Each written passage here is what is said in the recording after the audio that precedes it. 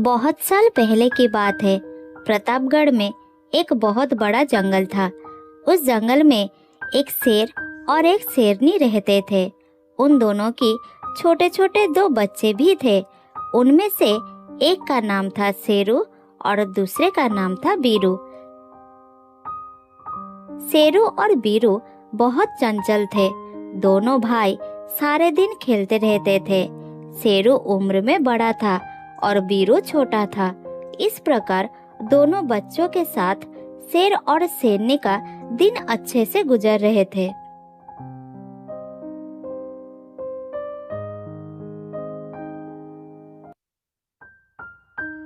एक दिन शेरू और बीरू अपने घर से थोड़ी दूर खेलने गए थे।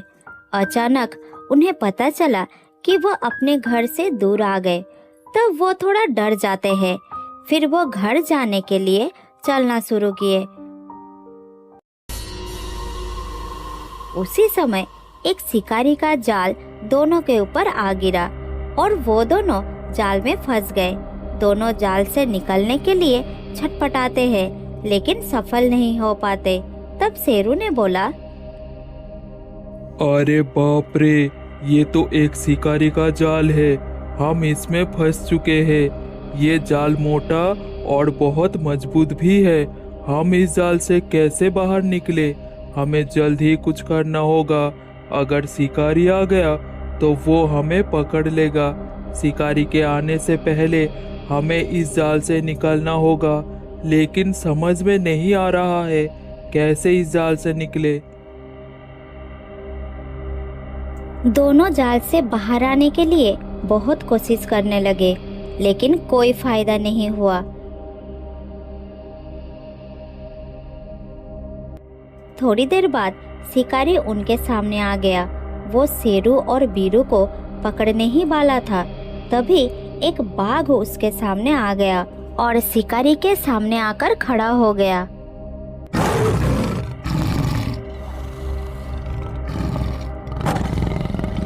शिकारी ने किसी तरह अपना जान बचाते हुए वहां से भाग गया।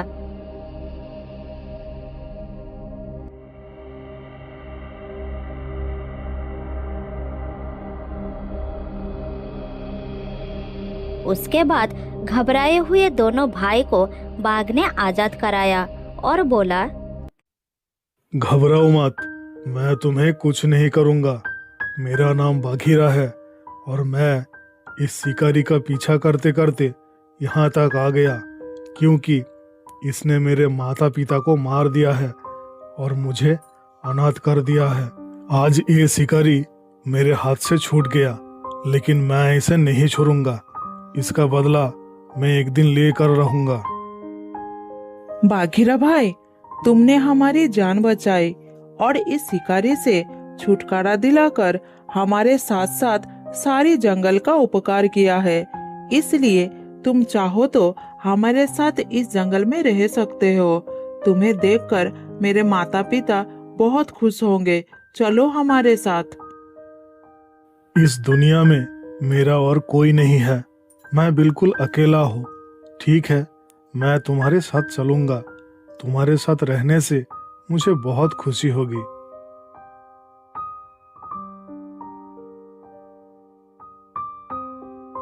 उसके बाद बाघीरा शेरू और बीरू के साथ उनके घर में जाता है। पिताजी, इसका नाम बाघीरा है। इसने आज हमें जंगल में एक शिकारी से बचाया। इसका माता पिता अब इस दुनिया में नहीं है, वो अनाथ है। इसलिए हम उसे अपने साथ रहने के लिए यहाँ ले आए हैं। ये सुनकर शेर को बहुत दुख होता है और बाघीरा के ऊपर बहुत प्रसन्न होता है। फिर वो उसे वहाँ रहने की अनुमति दे देता है। बाघीरा, आज तुमने मेरे बच्चों को शिकारियों से बचाकर हम पर बहुत बड़ा एहसान किया है। आज से तुम मेरे बच्चे की तरह हमारे साथ रहोगे। मैं तुम्हें अपना बड़े बेटे की तरह पालूंगा। शेर और शेरनी को बाघीरा का विनम्र और शांत स्वभाव खूब अच्छा लगता है।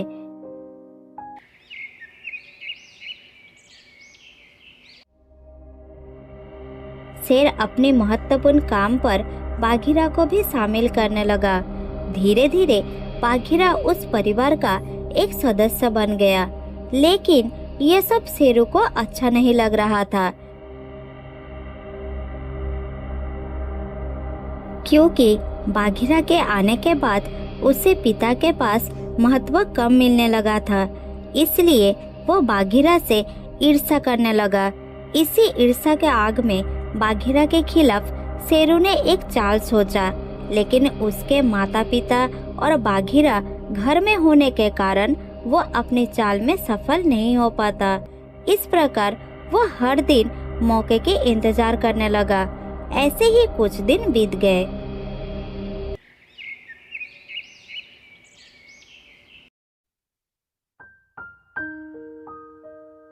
एक दिन बाघीरा कुछ काम पर गया था जंगल में। तभी मौका देखकर शेरू अपने भाई बीरू को पास बुलाता है।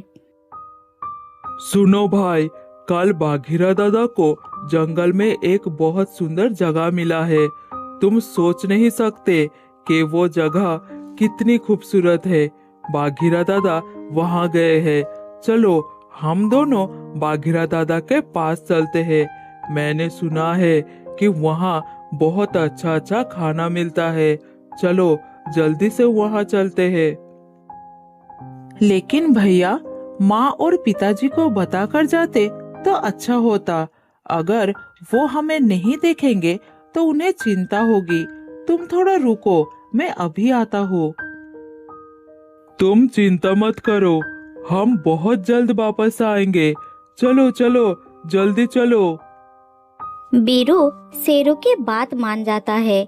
फिर वो उसके साथ आगे बढ़ता है।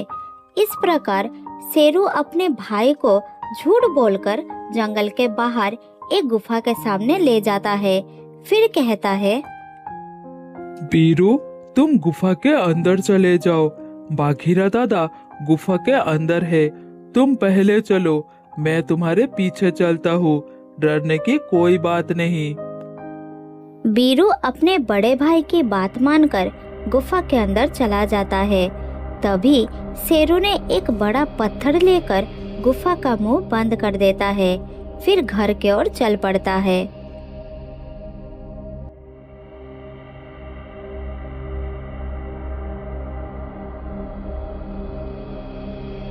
शेरू को अकेले वापस आते देखकर शेरनी उससे पूछती है, शेरू, तुम अकेले क्यों हो? तुम्हारा भाई कहाँ है? कहाँ गया है वो? माँ, मैंने उसे सुबह से नहीं देखा है।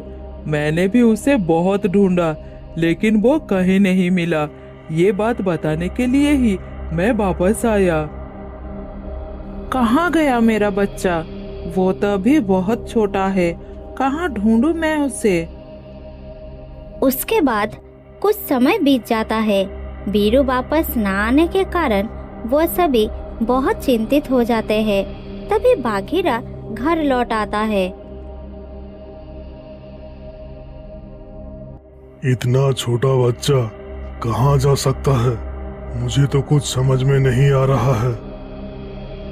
हे भगवान, मेरे बच्चे को कोई नुकसान ना हो। कृपया मेरे बच्चा मुझे लौटा दीजिए। जंगल में बहुत खतरनाक जानवर है। वो अभी बहुत छोटा है।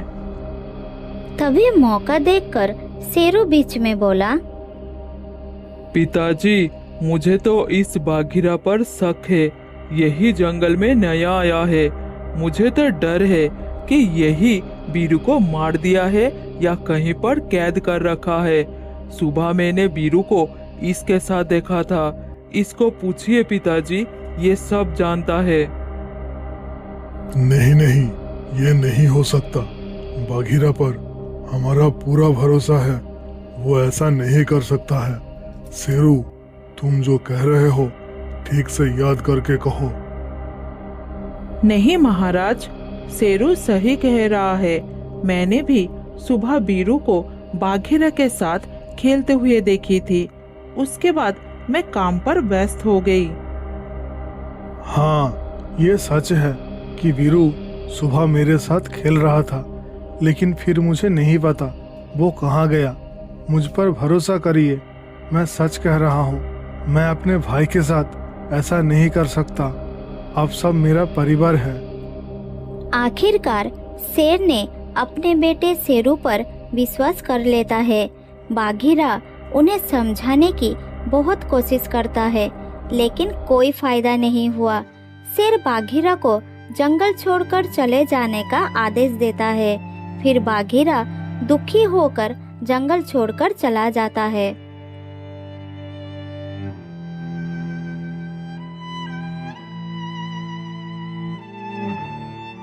थोड़ी दूर जाने के बाद बाघीरा रुक गया।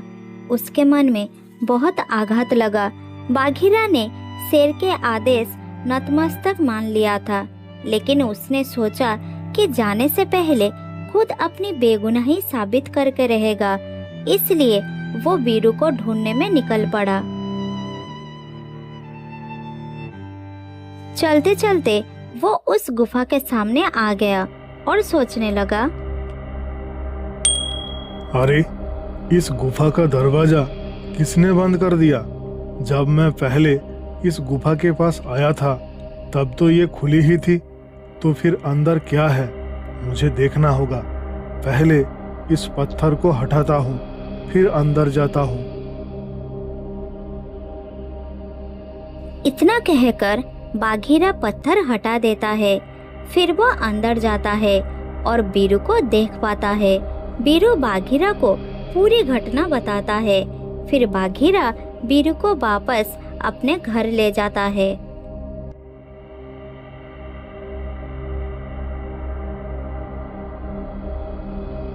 घर वापस लौटकर बीरू ने अपने पिता माता को सारी बात बताई।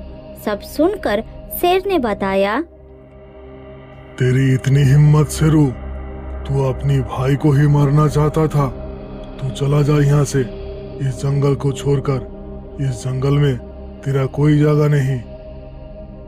मुझे माफ कर दीजिए पिताजी, मैं फिर कभी ऐसा नहीं करूँगा। बाघीरा दादा, माफ कर दो मुझे। मैं तुम्हारे साथ बहुत गलत किया, माफ कर दो मुझे। उसके बाद बाघीरा शेर को समझा बुझाकर शेरू को माफ कर देता है। फिर वो सभी उस जंगल में एक साथ सुखपूर्वक रहने लगे। बहुत दिनों पुरानी बात है। चंबलनगर में एक बहुत बड़ा जंगल था। उस जंगल में बनराज नाम का एक शेर का शासन था।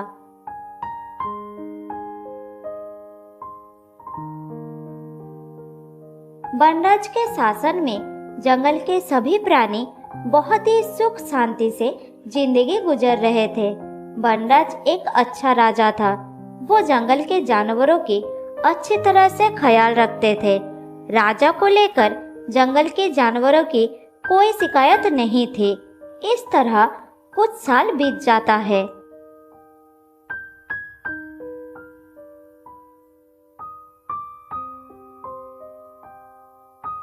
बनराज अब काफी बूढ़ा हो चुका था।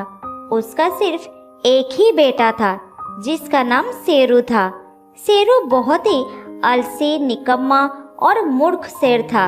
वो पूरा दिन सोता रहता था, अपने लिए शिकार का प्रबंध भी नहीं करता था। एक दिन बनराज अपने बेटे को पास बुलाया और कहा,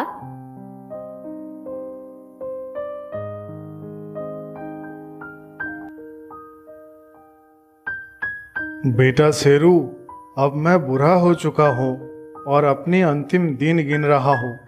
मुझे कभी कभी तुम्हारी बड़ी चिंता होती है। रात में मुझे ठीक से नींद भी नहीं आती। इसमें चिंता करने की क्या बात है पिताजी?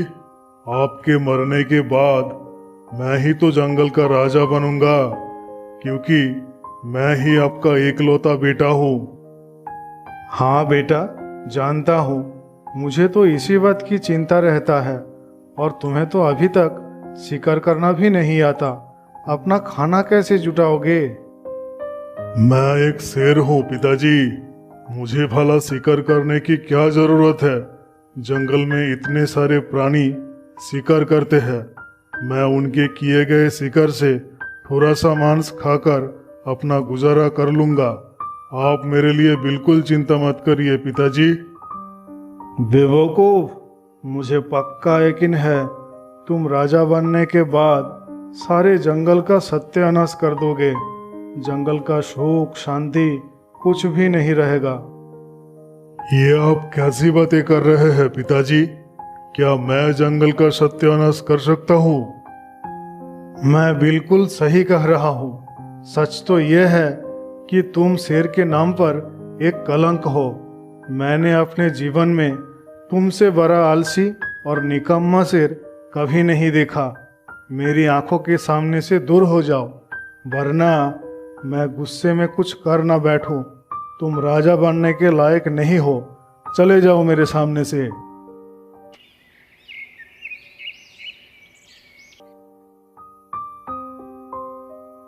कुछ दिन बाद बंडाज मर गया। फिर शेरू अपने आप को जंगल का राजा घोषित कर दिया। राजा बनने के बाद शेरू जंगल के सभी जानवरों की एक सभा बुलाई।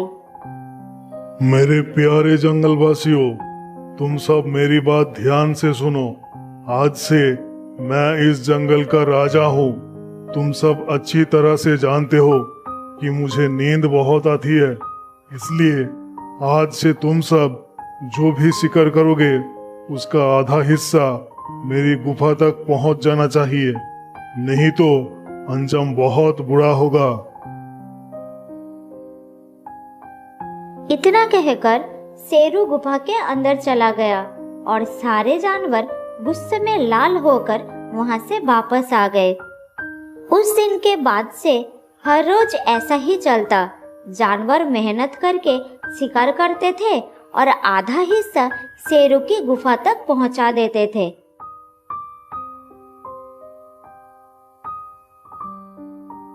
एक दिन दो तेंदुए एक मांस के टुकड़ा लेकर आपस में झगड़ते हुए शेरू के पास आए।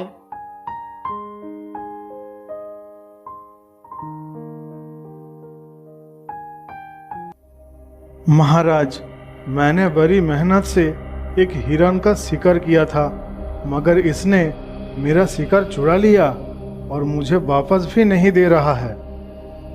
नहीं महाराज, ये झूठ बोल रहा है। मैंने किसी का कोई शिकार नहीं चुराया, बल्कि ये शिकार मैंने किया है। मैं सच बोल रहा हूँ महाराज। महाराज, आप ही कोई फैसला कीजिए और मुझे मेरा शिकार लौटा दीजिए। दोनों की बात सुनकर शेरू ने थोड़ा सोचकर बताया, ठीक है, मैं सब कुछ समझ गया। तुम दोनों ने मुझे नींद से जगा दिया। तुम दोनों इस मांस के टुकड़े को यहाँ रख कर जा सकते हो। अब ये मांस मेरा है और यही मेरा न्याय है। बोलो, कैसा लगा मेरा न्याय? ठीक है, अब तुम दोनों जा सकते हो। राजा की बात सुनकर दोनों तेंदुए मुंह लटकाकर गुफा से बाहर चले गए।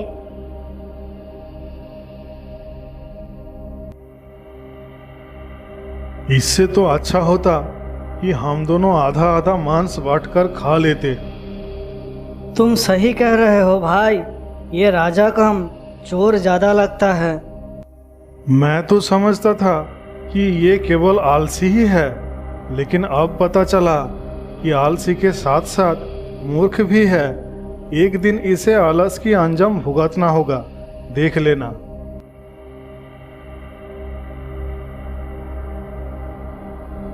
ऐसे ही दिन बीतता गया। एक दिन एक लोमड़ी गुस्से में आकर अपनी पति से बोली,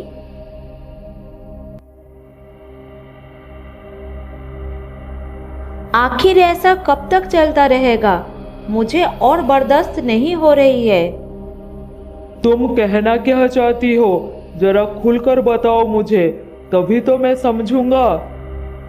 हर रोज हम बहुत मेहनत से शिकार करते हैं और उसका आधा हिस्सा शेर महाराज खा जाता है। अब मैं तुम्हें बोल देती हूँ, आज से मैं अपना हिस्सा राजा को बिल्कुल नहीं दूंगी। ऐसा मत बोलो, वो जंगल का राजा है। अगर कहीं उसे पता लग गया तो वो हम दोनों को जान से मार देगा। जैसा चल रहा है वैसे ही चलने दो। हमें मारने के लिए तो उसे मेहनत करना पड़ेगा। गुफा से बाहर निकलने से ही तो वो थक जाता है। वो तो शेर के नाम पर कलंक है। तुम्हें अगर अपना हिस्सा देना है तो देते रहो, मैं अपना हिस्सा नहीं देने वाली। इधर एक पेड़ के पीछे से बंदर बड़े ही ध्यान से दोनों की बातें सुन रहा था। ये सब सुनकर उसे बहुत बुरा लगा, क्योंकि वो पहले वनराज का सलाहकार था। फिर बंदर शेरू के पास गया और बोला,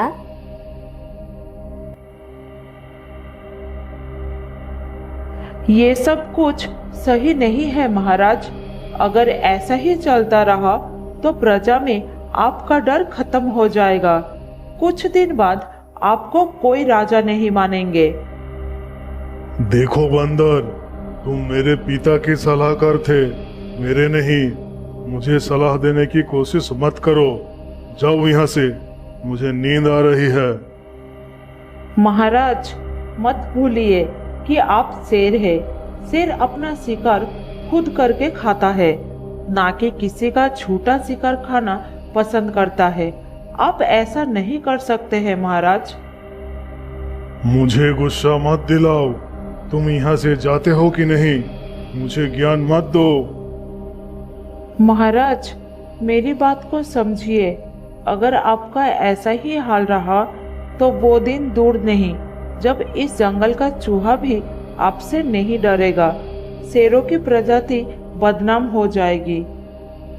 तो तुम चाहते क्या हो? जरा मुझे खुलकर बताओगे बंदर? मैं चाहता हूँ कि आप शेर बने और अपनी आलसीपन को बदले, नहीं तो दूसरे जंगल का शेर इस जंगल पर कब्जा कर लेगा।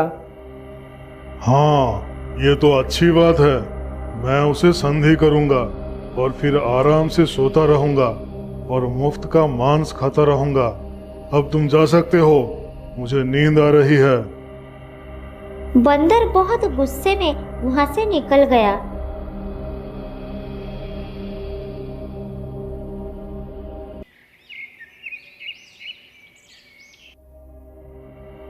कुछ ही दिनों बाद जंगल में शेर का खौफ खत्म हो गया। अब जंगल का कोई भी जानवर अपना शिकार का हिस्सा उससे नहीं देता था। इधर भूख के मारे शेरू गुफा से बाहर निकलने पर मजबूर हो गया।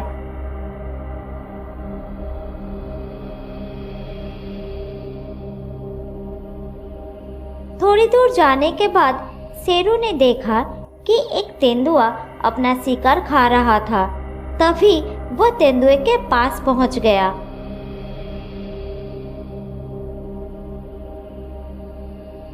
अरे ये तेंदुए, क्या तुमने मेरा आदेश नहीं सुना? आखिर तुमने शिकार का हिस्सा मेरी गुफा तक क्यों नहीं पहुंचाया? गलती हो गई महाराज, आगे से पहुंचा दिया करूंगा। मुझे गलती हो गई, माफ कर दीजिए मुझे। ठीक है, अब जाओ यहाँ से। तुम्हारी सजा ये है कि अब ये मांस पूरा मैं ही खाऊंगा। अब जाओ मेरे सामने से, मुझे बहुत भूख भी लगी है। शेरू मांस का टुकड़ा लेकर वहां से चला गया। तब तेंदुआ दुखी होकर बोला, मेरा शिकार खाते हुए इसे शर्म नहीं आई? इस आलसी राजा को किसी दिन सोते हुए इस पर हमला करके इसे मार दूंगा। सारे जंगल के जानवर चैन की सांस लेंगे। आलसी भुक्कर कहीं का। इधर शेरू मांस का टुकड़ा लेकर चलते हुए बोला, इस ताजे मांस को तो मैं तालाब के किनारे बैठकर आराम से खाऊंगा। आखिर मुझे खाने के बाद पानी भी तो पीना है, नहीं तो आलस में मुझे कई दिनों तक प्यासा रहना पड़ता है। तालाब के किनारे बैठकर खाने का मजा ही अलग है। शेरू तालाब के किनारे बैठकर मांस के टुकड़े को खाने ही वाला था। तभी उसके मुंह से मांस का टुकड़ा पानी में गिर गया। अरे अरे, ये क्या हो गया? ये मांस तो तालाब के अंदर गिर गया। बड़ी मुश्किल से मुझे ये मांस मिला था। अब मैं तो भूखा ही मर जाऊंगा। शेरू तालाब के किनारे दुखी होकर खड़ा था। तभी तालाब का पानी पूरी तरह से उबलने लगा और देखते ही देखते उसमें से गरम गरम भाप निकलने लगी। तभी उस भाप के अंदर से जलदेवी निकल आई और बोली, तुम्हारी हिम्मत कैसे हुई मेरे तालाब में मांस का टुकड़ा फेंकने की? तुम जानती हो तुम किससे बात कर रही हो? मैं इस जंगल का राजा हूँ। मुझे माफ कर दीजिए जंगल के राजा, मैं आपको समझ नहीं पाई। मुझे लगा कोई साधारण जीव होगा, इसलिए अनजाने में कह दी। अच्छा ठीक है, लेकिन तुम हो कौन और पानी के अंदर क्या कर रही हो? मैं इस तालाब की देवी हूँ। ये तालाब भी आपके जंगल के भीतर है, तो इस नाते आप मेरे भी राजा हुए। और महाराज, मैं इस पानी के अंदर ही रहती हूँ। तो फिर आपने राजा के आदेश का पालन करो। मेरे मांस के टुकड़े मुझे वापस कर दो। मुझे बहुत तेज भूख लगी है। लेकिन वो तो संभव नहीं है जंगल के राजा। मांस के टुकड़े के बदले आप जो कुछ भी मांगना चाहते हो वो मैं आपको देने को तैयार हूँ। जलदेवी की बात सुनकर शेरू क्रोधित होकर बोला, बेवकूफ, तुम्हें पता है कि कितनी मुश्किल से मैं उस मांस के टुकड़े को तेंदुए से छीना था? शाम होने वाली है, भूख से मेरा दम निकल रहा है।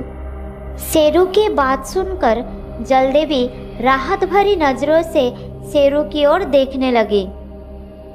क्या मैं तुमसे जो कुछ भी मांगूंगा तुम वो दे सकती हो? मुझे झूठ मत बोलो। हाँ, क्यों नहीं। आप जो भी मांगेंगे मैं आपको दे सकती हूँ। आप बताइए।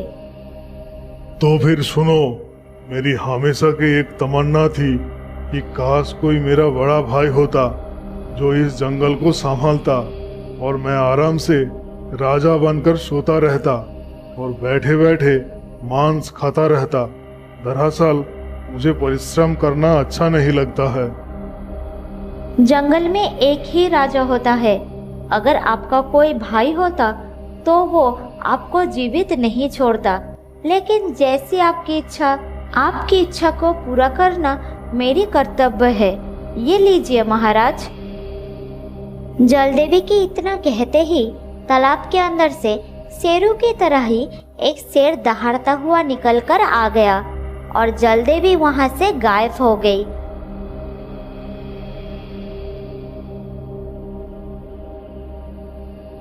तब शेरू उसकी ओर देखकर बोला, तुम मेरे छोटे भाई हो और मैं तुम्हारा राजा हूँ। जाओ, मेरे लिए जंगल में शिकार करो और मेरे सामने लेकर आओ।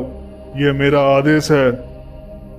क्या तुम्हारा दिमाग तो सही है? जंगल का राजा तो मैं ही बनूंगा।